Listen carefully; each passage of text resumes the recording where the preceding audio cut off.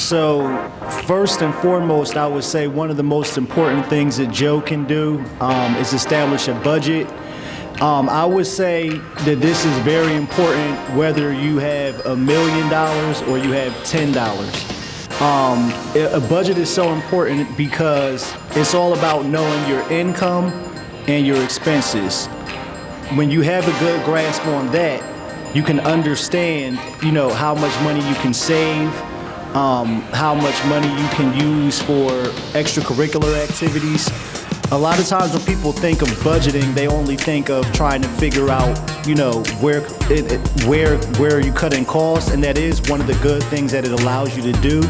But what it allows you to see is, what you have to work with.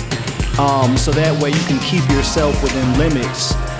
So say for example, if you know that you have $5,000 a month coming in, then you should not be spending, more than that. You should be spending less. As a matter of fact, you should be saving at least 10% of your income that you have coming in. The other thing that the budget will allow you to do is pay yourself first. So all of the different expenses that you have, that should be worked into the budget. So what you can do, the way many people do is do it backwards. Is they just spend all the money, and then at the end of the month they'll say, okay, I have this left, I'm going to try to save that. But it tends to work a lot better when you already have the number figured out. So let's just say the beginning of the month, Joe has all of his bills. He knows he pays this much for rent. He knows he pays this much for electronics. He knows he spends this much on food. At the end of the month, there's $100 left over. That's where you can say, okay, I'm going to put this into savings. And then you have to have the discipline to say, this is what it's going to be used for, and I'm not going to touch it. So Tahir, how does Joe know how much money he's spending on various categories?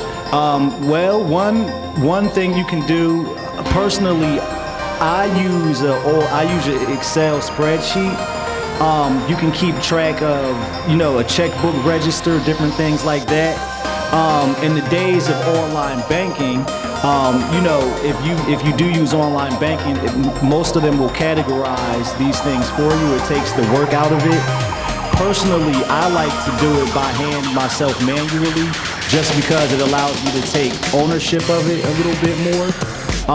Because, like I said, you can actually see it. You're actually writing it down. Just for me, it's the same principle as, sometimes it can be easier to just swipe a card versus, when you have cash, you feel like you're actually spending it. But you can use tools that will help keep track of it for you, or you can maintain it yourself. So for example, just using myself as an example, what I do at the beginning of every month, I know how much my check would be, so I put that in the income column. And then in the spreadsheet, I have each different area. How much is going to bills? How much do I spend on entertainment? How much do I spend on saving? And detail that. At the end result of that, you see what's left over at the end of every month, and that's where you make a decision on what is the best use of this excess cash that I have. Am I going to put it into money that I'm going to have for a savings, rainy day fund? Do I want to go buy something that'll be a depreciating asset? Cars, sneakers? That decision is every person's on their own.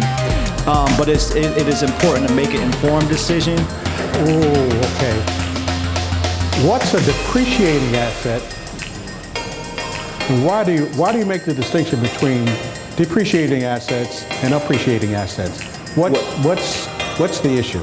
Well, I'll say the issue is a lot of people, you hear the term of having your money work for you. For example, if I have leftover money every month, maybe I could say that's extra money that I'm going to put into my retirement account. So years down the line, I have that money to live off of. Or maybe I could go to the mall and buy a new pair of Jordans that I might wear, a few times, and they're in the closet, and it's not worth anything to me. To be honest, I do both sometimes. But when I do it, I'm not just guessing. When we talk about living within our means, that statement is, for one, to know what your means are.